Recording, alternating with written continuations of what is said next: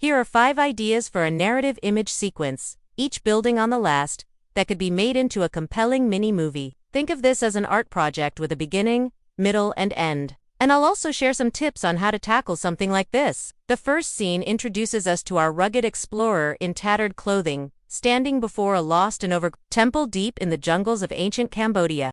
Vines snake around the moss-covered stone carvings, half buried in the soil, swallowed by the relentless march of the jungle. Sun bleeds through the thick foliage above, painting eerie shadows on the ground. Our explorer looks around nervously. The ruins practically exude mystery and age. Here are some important things to think about when creating your initial scene. What kind of mood do you want to establish right away? In this case, we want to introduce a sense of mystery and intrigue. The explorer's body language can convey a lot. How does their posture and facial expression communicate their emotional state? What about the color palette? Earthy tones and the absence of bright colors can emphasize the feeling of being deep within a primeval jungle. Our second scene shifts the setting to night. Strange eyes gleam in the darkness. Spirits of the land watch and wait. The explorer can hear strange noises all around. Maybe some ghostly chanting. Should they flee or perhaps seek the wisdom of these unseen presences? To really sell this mystical turn, it's crucial to focus on the details. How can you suggest the presence of spirits without literally showing them? Think about using light and shadow to create an eerie atmosphere. Silhouettes of horned spirits based on Khmer mythology could peer from behind ancient trees. The explorer, armed with only a torch, appears small and vulnerable against this backdrop. If you're working digitally, consider adding mist and haze effects to enhance the sense of depth and mystery. In the third scene, the stakes are raised. To survive, the explorer must face trials set by the ancients, a test of courage, wisdom, and respect for the land. Now we are inside the crumbling temple. Our hero kneels before a massive stone statue of a Khmer deity. Torchlight flickers, painting dramatic shadows on the ancient inscriptions that seem to glow faintly on the walls. The explorer looks up in awe and a bit of fear.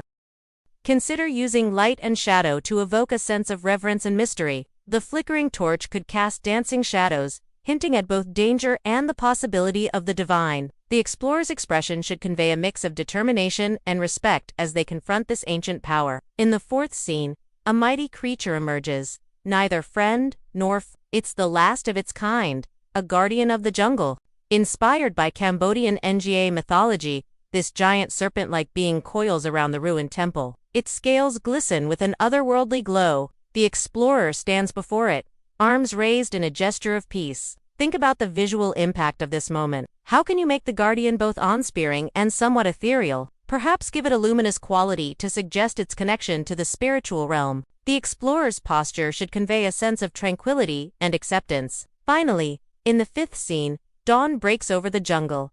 It's time for the explorer to decide their fate. Do they return to the world, forever changed by their experience, carrying the secrets of the jungle within them, or do they choose to remain, becoming part of the eternal story of this ancient place? As the sun rises over the Angkor Wat-style ruins, golden light spills over the jungle canopy. Our explorer, now dressed in traditional Khmer attire, walks toward the horizon. In the distance, the Angus silhouette watches over them. This ending offers a nice balance between the mystical and the grounded. The vibrant colors of dawn symbolize both new beginnings and the cycle of life and death that's always present in nature. Here are some final thoughts to consider as you work on this project. Try to infuse each frame with intention. What is the story you want to tell without words? Your visuals should work together to create a cohesive narrative. Think about the overall color scheme and how it evolves as the story progresses. Can you use color to reinforce the story's themes? For instance, cooler colors might dominate in the darker, more mysterious scenes, while warmer tones could prevail during the dawn sequence. I recommend starting your project with a rough storyboard or shot list. This will help you visualize the flow of the story and make sure each scene feels purposeful. I know this might seem like a lot, but remember, you don't have to do everything perfectly the first time around. Embrace imperfection and enjoy the process of bringing your vision to life. There are so many ways to bring this story to life. You can choose between different mediums like painting, digital art, or even 3D.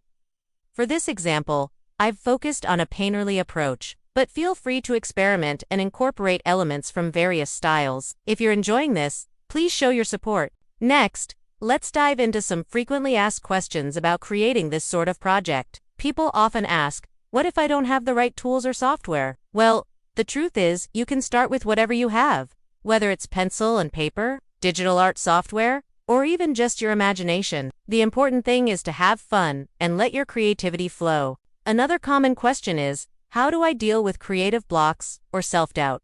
Remember, no one expects perfection from you. Your art doesn't have to be groundbreaking or change the world. It's your story, and you get to decide what that means. Take your time, experiment, and most importantly, don't be afraid to make mistakes. That's where the magic often happens. Lastly, people ask, can I do this if I'm not an artist?